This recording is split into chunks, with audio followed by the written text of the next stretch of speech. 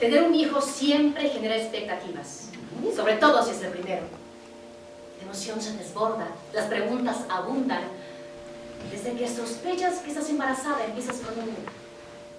¿Será cierto? ¿De verdad estar embarazada? Ya que lo confirmas, te preguntas qué sexo tendrá, cómo será, cómo se va a llamar. Ya que nace, vienen otro tipo de preguntas. ¿Cuándo sale del hospital? ¿Cuándo será su bautizo? ¿Quiénes serán sus padrinos? Y de ahí te pasas a su desarrollo. ¿Cuándo podrá sostener la cabeza? ¿Cuándo comerá su primer sólido? ¿Cuándo dirá su primera palabra? ¿Cuándo dirá mamá? Demasiadas preguntas que te haces y que te hacen. Demasiadas preguntas que a veces simplemente no tienen respuesta. Es curioso. Uno siempre prepara las cosas antes de que sucedan, asumiendo que deben por naturaleza estar bien. Pero las cosas a veces pasan sin que uno las planee. Planeamos siempre, pero sin considerar el cambio. Y un día estás parado en un punto de tu vida en el que seguramente te planteaste ser madre, por ejemplo, y de pronto algo se rompe y te mueve diametralmente de un lado a otro. Entonces, la realidad cambia.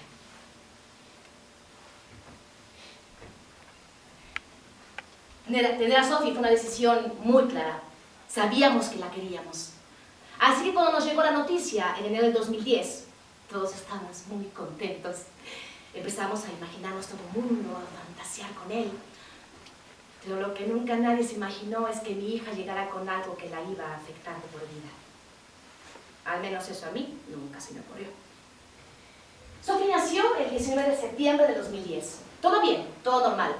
La verdad es que fue un embarazo muy tranquilo, Se acaso algunos días en cama, pero nada grave. Los problemas los tuvimos los papás. Ya saben, hay que acostumbrarse a vivir como un extraño en tu departamento. Pero bueno, pasamos Navidad, nos fuimos de vacaciones, si acaso algunos problemas gástricos, pero nada que no se pudiera controlar. Hasta ahí, todo en orden. Febrero del 2011. Es de noche. Hay mucho llanto. La niña llora de una forma muy extraña, no sé cómo describirlo. De hecho, cuando llega el turno para hablarle a la doctora y explicarle, no sé cómo hacerlo. Honestamente, yo creo que es un cólico, pero mi esposo, que es psiquiatra, aplica sus habilidades médicas y me dice que puede ser algo neurológico. Acto seguido, le hablamos a la doctora y ella se da cuenta de forma inmediata que ni él ni yo sabemos explicarle qué es lo que está pasando en casa. Así que nos da una cita para mañana a las 7 de la mañana. Esa noche Sophie duerme con su papá. Horas antes de la cita, a las 4 de la mañana exactamente, la niña empieza a llorar de nuevo. No sabemos qué hacer, así que decidimos esperar. Será una de tantas veces que tendremos que esperar para saber qué es lo que tiene. Llegamos al consultorio. Nos tiene que llevarla a una sala para hacerle una resonancia magnética. Todavía no saben qué es lo que tiene, pero parece ser que es algo neurológico. Ya que estamos en la sala donde larga el estudio, nos piden que le quitemos la ropita porque tiene algunos broches metálicos que podrían afectar la máquina. Hace demasiado frío allá adentro. Pero Sophie no se puede percatar de ello porque como es una bebé la tienen que anestesiar. Yo decido salir del hospital un rato, le hago una amiga. Esto es demasiado intenso, le digo, estoy muy nerviosa. Y todavía en ese momento no sé explicarle qué es lo que está pasando. En eso mi esposo llega a mí, yo cuelgo. Me dice, no tiene nada estructural, me dice. Parece que es algo, un tipo de epilepsia.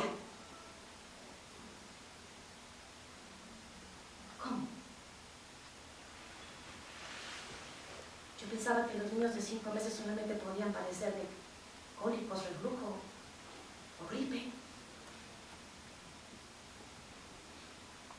La doctora pide ayuda a un especialista. Ahora hay que hacerle un electroencefalograma. Ya que le hacen el estudio, le entregan a mi hija. Yo la abrazo. Muy fuerte. La necesita. Y yo también. Minutos más tarde, nos dan el diagnóstico. El resultado es contundente. La niña tiene síndrome de West, nos dicen, mejor conocido como espasmos infantiles. Los cólicos no son cólicos, son crisis convulsivas, mejores conocidas como salvas, lo que quiere decir que vienen en series.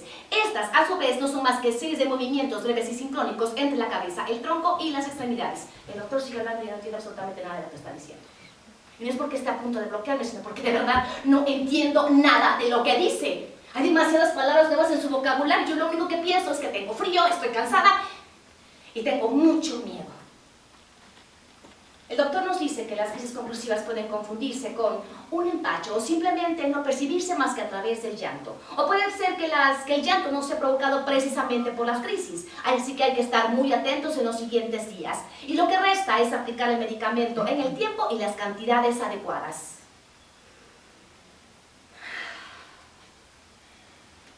Pasadas las 4 de la tarde, por fin, Sophie, papá y mamá rendidos, podemos regresar a casa.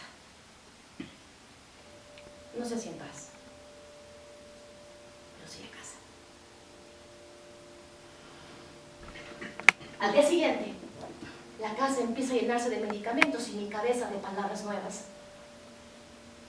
Sobre la mesa hay unos frascos con jarabe, unas pastillas, un mortero, unas jeringas con las que aplicaremos la solución que haremos con las pastillas y una libreta que fungirá como bitácora.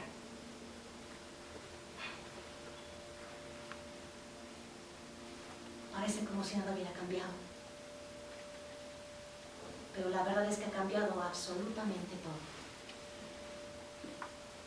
Para esos días, el neurólogo nos dice que hay que llevar a la niña a unos estudios, a unas terapias físicas del neurodesarrollo. Yo sigo sin entender qué es lo que quiere decir, pero la verdad es que no parece como algo tan complicado. Y yo digo, no tiene mayor ciencia, debe ser como cuando te rompes un pie. Vas a terapia y si es constante, a los pocos días ya estás libre.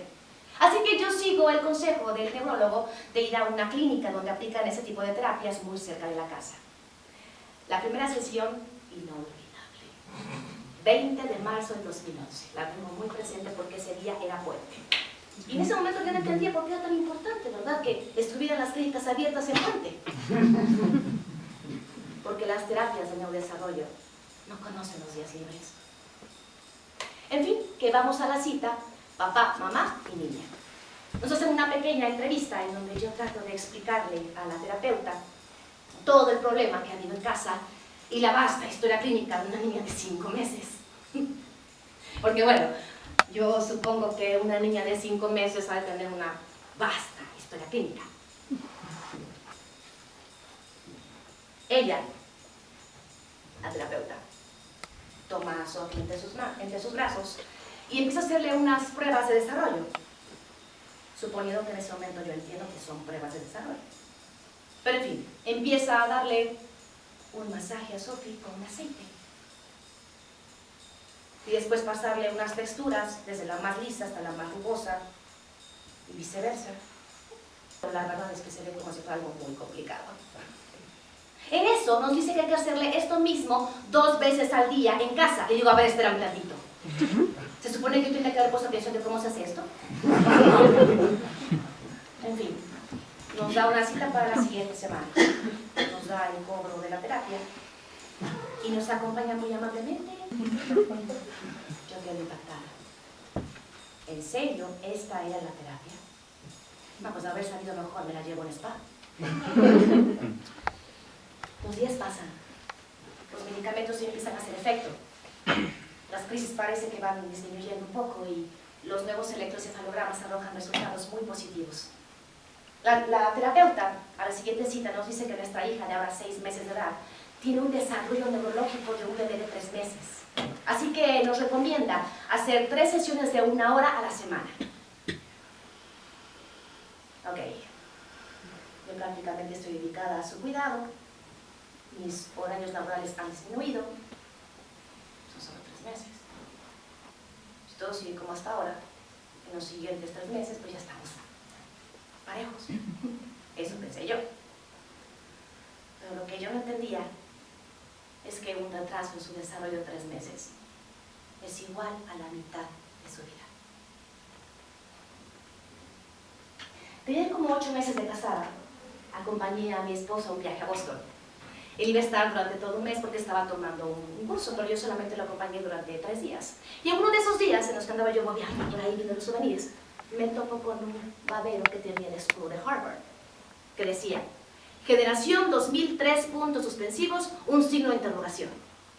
Como invitándote a especular a qué generación pertenecería a tu hijo. Por supuesto que yo no dudé en comprarlo.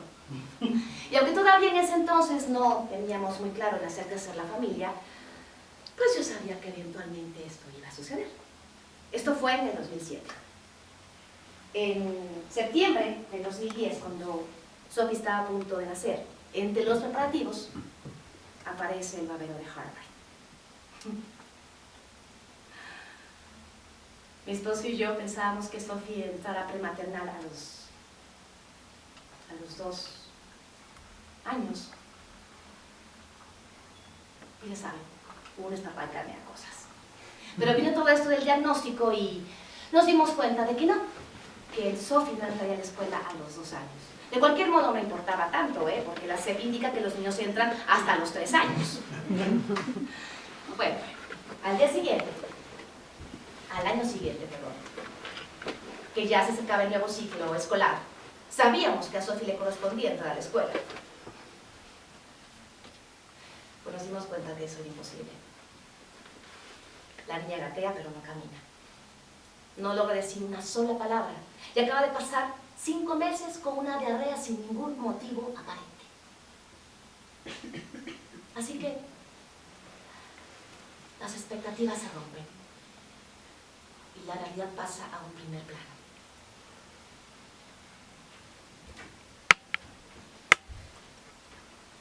...19 de agosto de 2013, un mes antes de que Sophie cumpliera sus 3 años, en las noticias se oía: millones de niños entran a la escuela.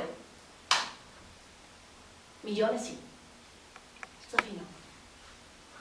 Mientras millones de niños entraban a la escuela, Sophie intentaba pasar la transición de su papilla a su primer sólido. Pero eso sí, traía su babero de Harvard puesto. Asumimos que Sophie no entraría a la escuela. La verdad es que no es algo fácil. Pero entendí que mientras menos me detengo, más rápido encuentro soluciones útiles para ella. Para que ella pueda vivir sin tener que estar cumpliendo nuestras expectativas. Casi al cumplir el primer año, las convulsiones se empiezan a ceder. Que solamente son crisis parciales, lo que quiere decir que todo eso pasa en una zona sola de su cerebro.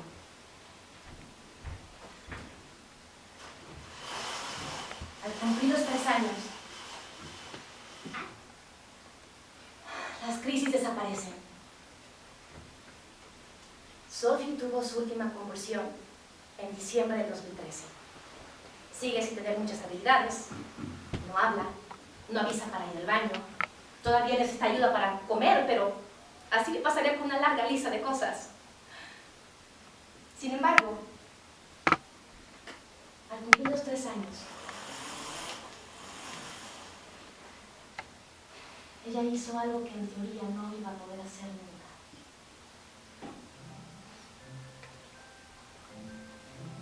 Sophie dio sus primeros pasos en enero de 2014.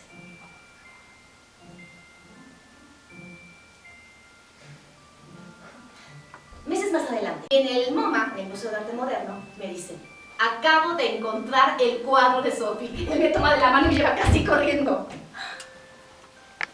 Y cuando llegamos a la sala,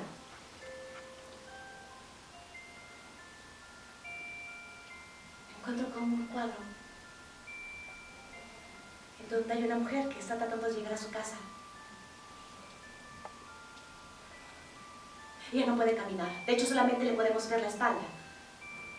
Su lucha es llegar gateando hasta su casa en medio de un enorme paisaje.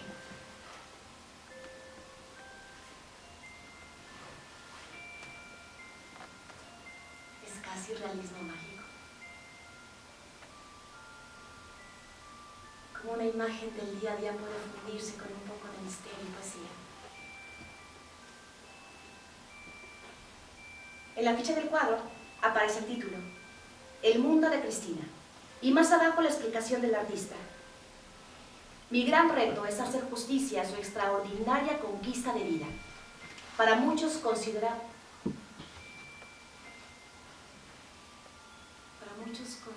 sin esperanza.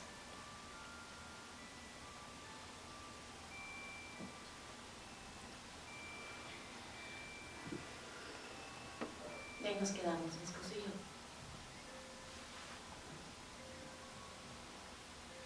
Viendo el cuadro. Viendo a Sofía. Ese día, 3 cosas rodaban en mi cabeza. Reto, conquista de vida, para muchos considerados sin esperanza.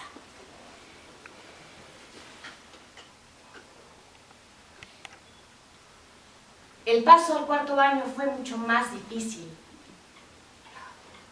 Sofía estaba creciendo. Su irritabilidad y su agresión era tan grande que empezaba a autoagredirse y a agredir a otros. No es difícil saber qué es lo que tiene. Se trata de nuevas crisis, nos dicen, pero no tiene nada que ver con las epilepsias ni las convulsiones. ¡No! Pero Sofía no se está quieta y va por la casa tirando todo lo que se encuentra. Y si se acerca a alguien es para jalar el pelo o para morderla. ¡Sofía, no! Literalmente no sabemos qué hacer con ella. Empezamos a reforzar las terapias, pero la verdad es que sus nuevas crisis nos están volviendo locos. Algunos nos dicen que le demos tiempo, o que metamos a Sofía a una escuela especial en donde ella pueda desarrollarse y aprender a convivir con otros, pero eso es imposible. Y es porque su atención es nula. Ni siquiera puede lograr ver en un punto fijo. Los médicos se desesperan, pero no encuentran la solución. Y la verdad es que esto se está volviendo cada vez más complicado, más agotador y desgastante. Y no les quiero platicar, ¿verdad?, lo que pasa en casa. Mi esposo y yo tenemos peleas épicas. Pero en ese ínter encontramos algo que podría calmar a Sofía. Y nos dimos cuenta por qué hace un ruido con la boca cada vez que eso sucede y su irritabilidad baja. Todo pasó un día que estábamos solas en el coche y yo iba manejando. De pronto Sofía empezó a llorar y yo por instinto lo que hice fue subir a la radio. En ese momento estaba sonando Nena de Miguel Bosé.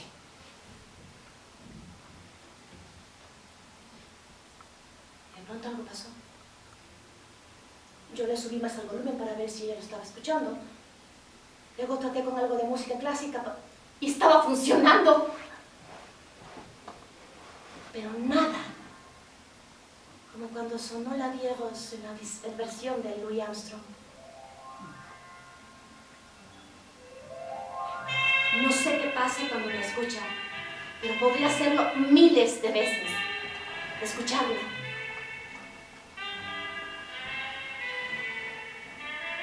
Y de pronto todo se calma.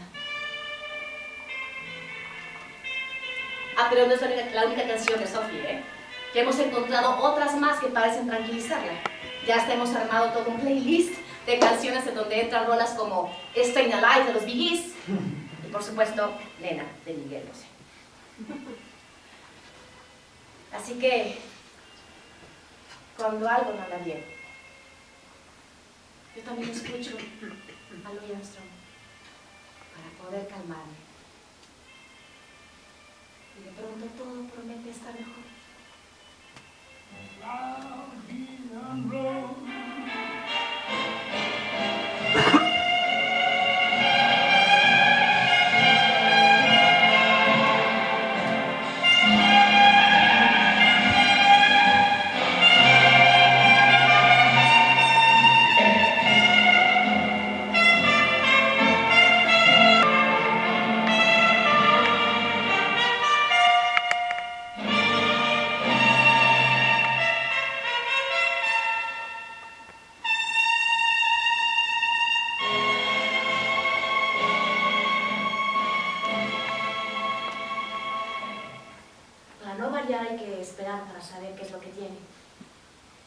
empezamos a reforzar las terapias, a hacer estudios de todo tipo, pero la verdad es que esto resulta ser más complejo de lo que pensábamos.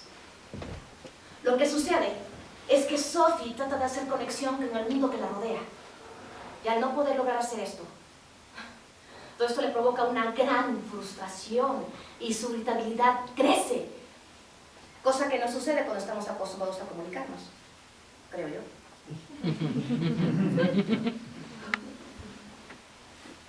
Necesita un sistema alternativo de comunicación, nos dicen. Ay, ¿por qué no tratar con terapias conductuales? Nos dice la terapeuta. Pero hay terapias de lenguaje, nos dice el neurólogo. Pero Sophie toma terapias de lenguaje, les digo yo, sí, pero comunicación y lenguaje no es lo mismo. ¿O sí?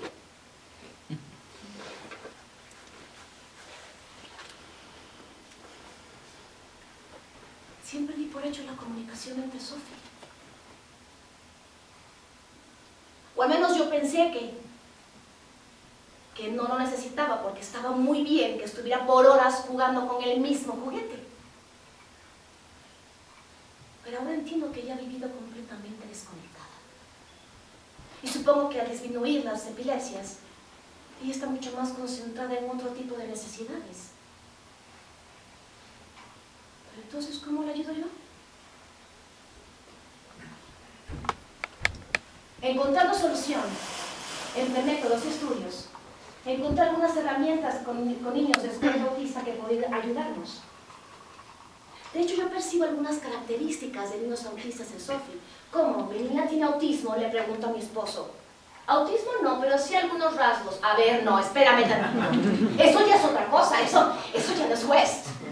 Para mí que el West ya quedó atrás hace mucho tiempo. Pero la verdad es que hasta el día de hoy no hay un diagnóstico que nos diga que Sophie tiene autismo. Pero él insiste en que es parte de lo mismo. Yo le digo que no, no. Para mí que esto es otra cosa, algo que todavía no sabemos y que solamente está esperando a ser definido con una sola palabra. Esa palabra que por fin le va a dar sentido a todo esto. Y luego tuvimos una gran discusión de cómo yo siempre estoy tratando de buscar el sentido a las cosas cuando las cosas simplemente no tienen ningún sentido.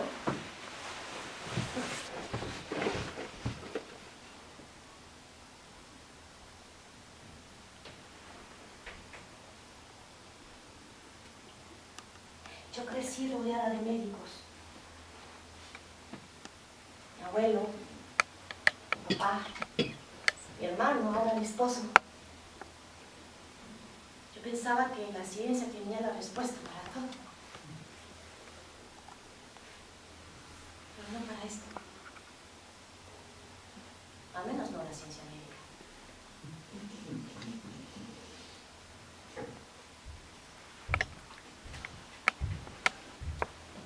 En esos días, mi esposo me dice, ¿eres comunicóloga? ¿Eres maestra? Seguramente debe ser menos difícil para ti encontrar un sistema de estudio para tu hija. Así como no. ¡Claro! Sí, si yo tomo cursos de educación, si empiezo a crear programas de estudio, si yo identifico objetivos de educación para universitarios, seguramente puedo encontrar lo que es la hija, sí. Pero aquí el ligero problema es que no sé por dónde empezar. Hemos puesto de cabeza a toda la ciudad, a todas las instituciones y a todas las asociaciones y no hemos encontrado nada que nos pueda ayudar. Y para colmo en esos días, mi madre me dice, si no existe, créalo. Y allá voy. Regreso a mis años de estudio. Empiezo a investigar, a buscar, a pasarme horas en la biblioteca y llevarme tarea a casa. Parece como si hubiéramos regresado al principio. Aparecen palabras nuevas, nuevas tecnologías, mucho más bitácoras.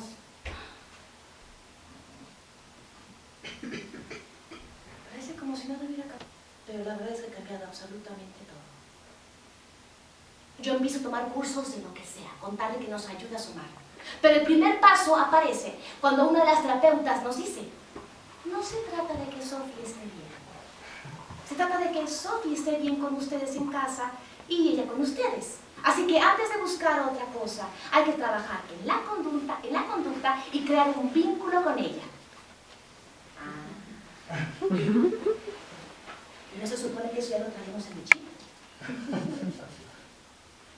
Hacemos una rutina. El objetivo es que Sophie entienda que ella es parte de este mundo y que este mundo se mueve de cierta manera. Así que hay que despertarla, aplicarle sus medicamentos, bañarla y darle de desayunar lo más tranquila posible. Y de ahí, a la escuela. Encontramos el lugar perfecto para que Sophie, con la ayuda de una maestra, pueda aprender. ¿Cómo?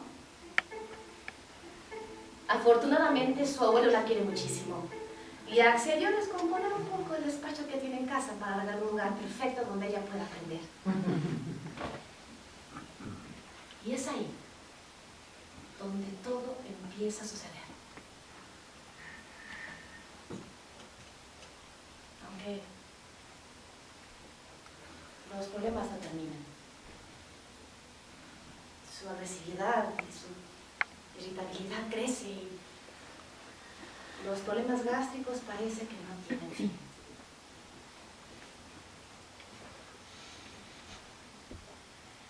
Por esos días empiezo a recordar aquellos años en donde yo imaginaba que Sophie iba a poder entrar a la escuela, que aprendiera a jugar, a comportarse de una manera normal, que ella aprendiera a distinguir los colores, las formas. Para estos días, lo único que quiero es que llegue la noche para poder aplicarle sus medicamentos y de que ella por fin se podría dormir.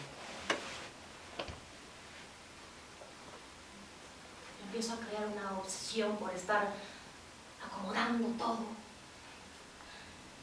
por arreglar todo lo que está descompuesto, justo porque yo no puedo hacerlo.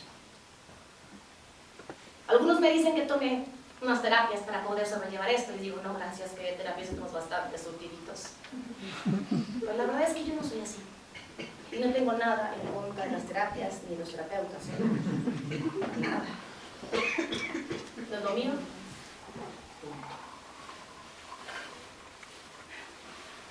Para esos días, mi esposo llega a casa y me cuenta que durante la tarde hicieron algunos cursos de actualización y que empezaron a hablar sobre las crisis infantiles. Solamente llevaron 5 minutos, cuando mucho. Que de pronto alguien tomó el tema del síndrome de West, cosa que le llamó la atención de forma inmediata. Empezaron a hablar sobre los síntomas, de las características, de cómo en el primer año empiezan a ceder un poco las crisis, que al cumplir los 7 años aparecen otro tipo de crisis. Y que los niños que padecen síndrome de West tienen una tasa de mortalidad del 5% antes de llegar a ser adultos.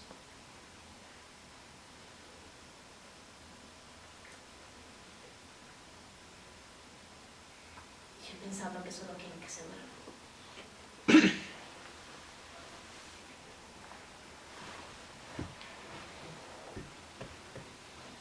Hubo un gran silencio.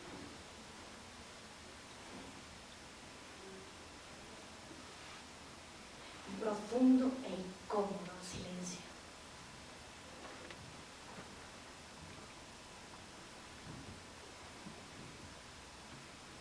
Nos quedamos así, viéndonos, sin que nadie pudiera hacer ni decir nada.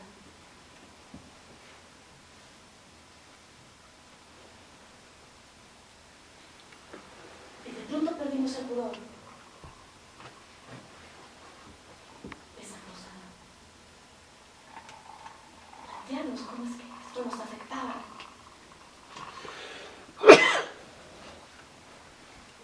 Empezamos a preguntarnos pasaría si solo no estuviera? ¿Qué tanto afectaría a nuestra vida? Si la limitaría de alguna forma.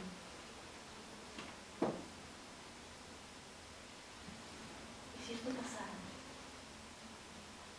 ¿Cómo sería nuestra vida?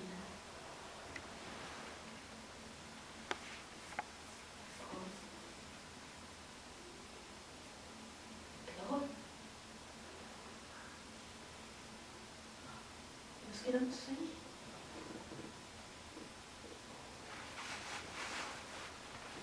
Él se quedó dormido como tal.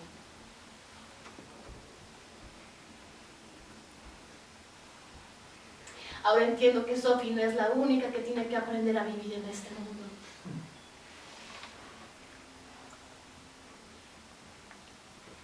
Pienso que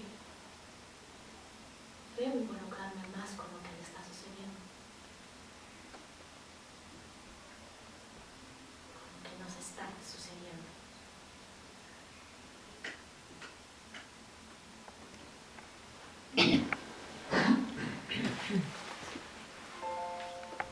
Tenía como 10 años cuando mi papá me regaló una cámara fotográfica. Era una cámara muy sencillita, de hecho de esas grises rectangulares, muy sobrias.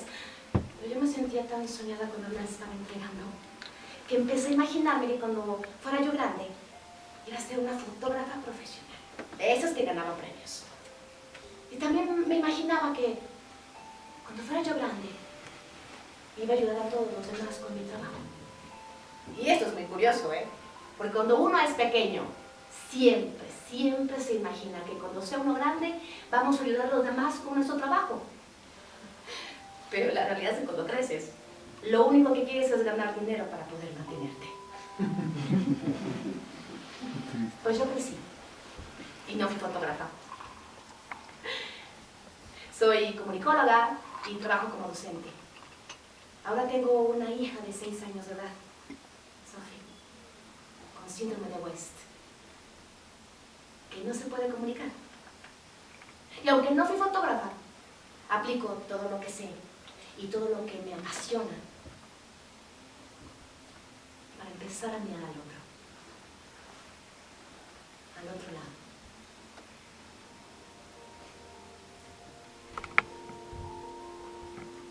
Encontramos un método de comunicación para que Sophie pueda comunicarse con nosotros y nosotros con ella. Se trata de un intercambio de tarjetas en donde aparece fotografiado absolutamente todo. Vasos, cucharas, todo. Y aquí lo importante es que estas fotos estén sobre una base oscura para que el objeto pueda sobresalir. Y así Sophie entienda que nos tiene que entregar la tarjeta de lo que ella necesita. Y no sé, tal vez con el tiempo crear oraciones. Pero ¿qué? Vamos paso por paso. Lo importante es que Sophie entienda que estamos intentando de crear un vínculo con ella. ¿Que si va a funcionar? No sé. Pero este es nuestro problema. Y esta es nuestra solución.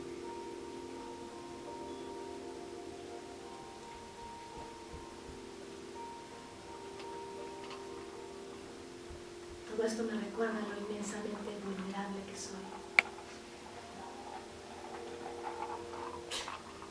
Que no sé nada.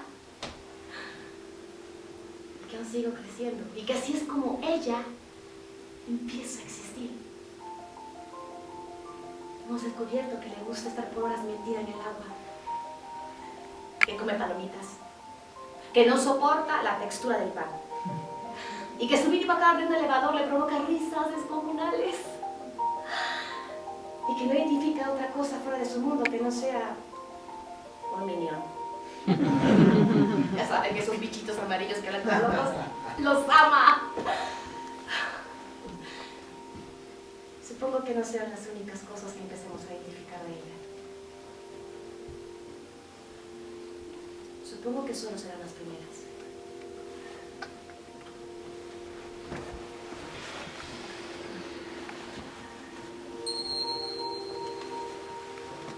Tener un hijo siempre genera expectativas.